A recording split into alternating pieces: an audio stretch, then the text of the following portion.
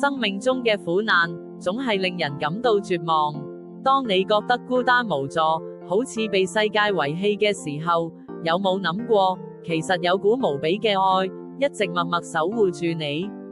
士師記2章16節清楚咁講到，耶和華為佢哋興起士師，士師就拯救佢哋脫離搶奪佢哋人嘅手。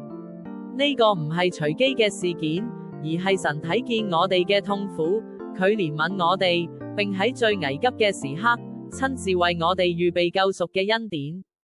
就好似以色列人一樣，我哋有時都會偏離正道，跌入困境，